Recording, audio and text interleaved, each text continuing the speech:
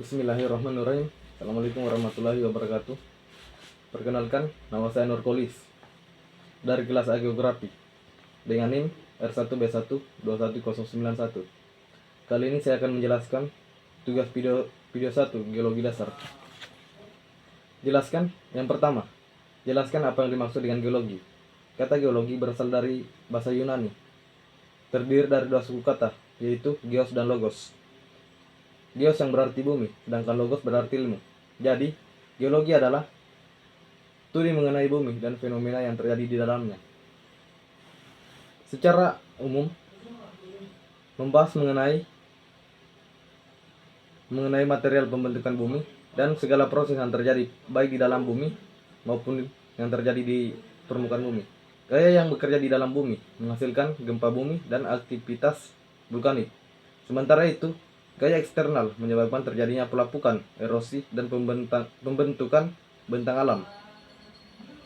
Yang kedua, menurut Anda, apa yang dimaksud dengan hukum uniformitarianisme?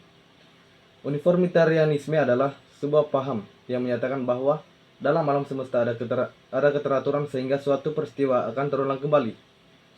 Keseragaman yang diamati pada masa lalu akan muncul pada masa kini maupun masa depan. Prinsip keseragaman alam digunakan untuk membenarkan baik penalaran induktif maupun penelitian ilmiah.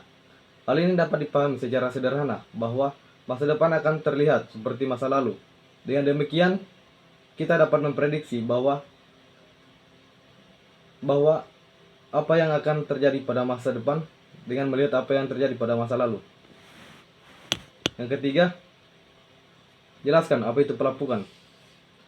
Pelapukan adalah proses alterasi dan fraksinasi batuan dan material tanah atau tidak jauh permukaan bumi yang disebabkan oleh karena proses fisik, kimia, dan biologi. Hasil dari pelapukan ini adalah asal dari batuan, sedimen, dan tanah. Kira-kiranya penting sebagai dikenal bahwa proses pelapukan akan menghancurkan batuan atau bahkan melarutkan beberapa dari mineral sebagai kemudian dijadikan tanah atau diangkut dan diendapkan sebagai batuan sedimen plastik. Beberapa dari mineral mungkin larut secara menyeluruh dan bentuk mineral baru. Yang keempat, apa yang dimaksud dengan erosi? Kata erosi berasal dari bahasa Latin erosionem, yang berarti menggerogoti. Secara umum, erosi adalah proses alami pengikisan tanah, lapisan atas oleh air, angin, atau es. Erosi memang membentuk banyak penampakan alam menarik seperti puncak gunung, lembah, dan garis pantai. Nomor 5, jelaskan perbedaan antara pelapukan dan erosi. Dalam istilah geologi, erosi adalah peristiwa pengangkatan dan pemindahan secara fisik partikel batuan, kotoran, pasir, dan bahan alam lainnya oleh sumber-sumber pencetusnya, seperti sungai atau gletsur. Erosi dapat terjadi secara fisik atau mekanisme, misalnya oleh angin, gelombang, dan arus air yang mengalir seperti curah hujan atau es glasial yang bergerak. Atau dapat pula terjadi secara kimia ketika partikel bergerak dalam larutan cair yang melarutkan batuan dan mineral. Sedangkan pelapukan adalah serangkaian proses individu yang menyebabkan perubahan fisik atau kimia dalam batu atau tanah. Batuan atau mineral yang lapuk akan pecah menjadi unit-unit kecil dan pada akhirnya hancur menjadi partikel-partikel lebih kecil lagi. Hal ini berlangsung dalam dua cara utama, pelapukan fisik dan kimia. Untuk tingkatan yang lebih rendah, pelapukan biologis juga dapat terjadi. Berikut ini adalah pengertian dari proses-proses pelapukan. Nomor 6, apa yang dimaksud dengan mineral? Mineral adalah padatan senyawa kimia homogen non-organik yang memiliki bentuk teratur dan berbentuk secara alami. Istilah mineral termasuk tidak hanya bahan komposisi kimia, tetapi juga struktur mineral. Mineral termasuk dalam komposisi unsur murni dan garam sederhana, sampai silikat yang sangat kompleks dengan ribuan bentuk yang diketahui. Ilmu yang mempelajari mineral disebut mineralogi. Nomor 7, dalam deskripsi tanah. Semakin gelap warna tanah tersebut mengandung bahan organik seperti belerang dan nitrogen. Mengapa demikian? Apakah ada zat-zat kimia yang mengandung suatu tanah tersebut? Tanah pada umumnya mengandung bahan-bahan organik yang berasal dari proses dekomposisi.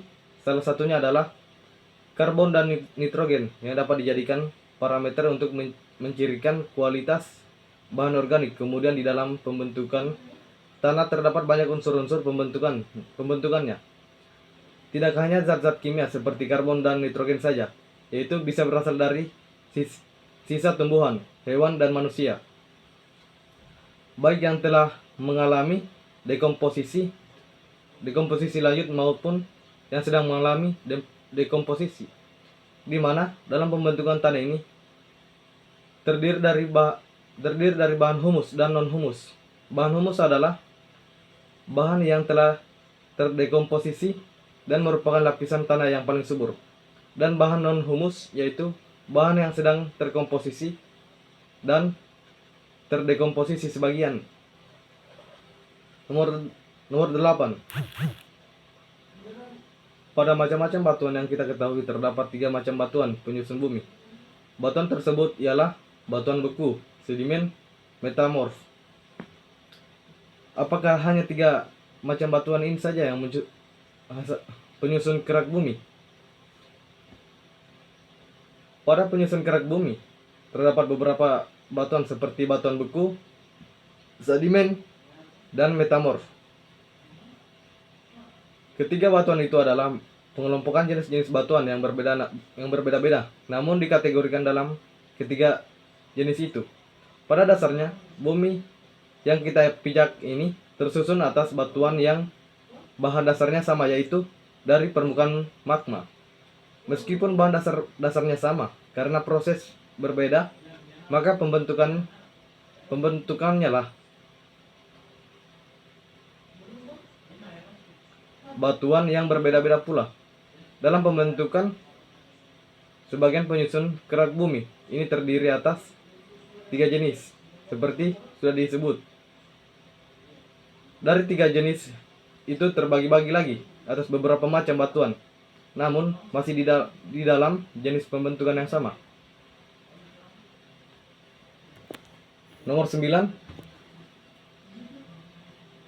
Jika batu andesit atau bisa kita kenal dengan batu candi sangatlah kuat untuk bahan konstruksi bangunan. Tetapi mengapa pada batu andesit jarang sekali digunakan dalam bahan bangunan? Pada dasarnya, dalam pembuatan bangunan saat ini adalah bagaimana cara kita bisa membuat sebuah bangunan dengan bahan-bahan yang memadai dan mudah didapat. Jika berbicara tentang batu andesit yang merupakan batu candi dan bagus untuk bangunan, kembali lagi pada bagaimana proses pendapatannya. Yang kita ketahui bahwa pembangunan tidak hanya pada satu tempat saja, namun berbagai tempat. Pertanyaan, apakah di semua tempat tersedia? Pertanyaannya, apakah di semua tempat tersedia batu candi? Tidak. Maka dari itulah sebabnya mengapa batu candi jarang digunakan dalam bangunan, karena proses pendapatannya yang tidak mudah. Nomor 10. Menurut Anda, spesifikasi tanah seperti apa yang dapat dijadikan bahan konstruksi bangunan? Tanah di dalam konstruksi merupakan fondasi bagian paling bawah dari bangunan. Pada struktur bangunan, fondasi berfungsi untuk memikul beban bangunan yang ada di atasnya. Untuk menghasilkan bangunan yang kokoh, maka fondasinya juga harus direncanakan dan dikerjakan dengan hati-hati. Setiap fondasi bangunan perlu direncanakan berdasarkan jenis, kekuatan, dan daya dukung tanah tempat berdirinya. Bagi tanah yang stabil dan memiliki daya dukung baik, maka fondasinya juga membutuhkan konstruksi yang sederhana. Dan jika tanahnya stabil dan memiliki daya dukung buruk, maka pondasinya juga harus lebih kompleks. Sekian dari saya. Terima kasih.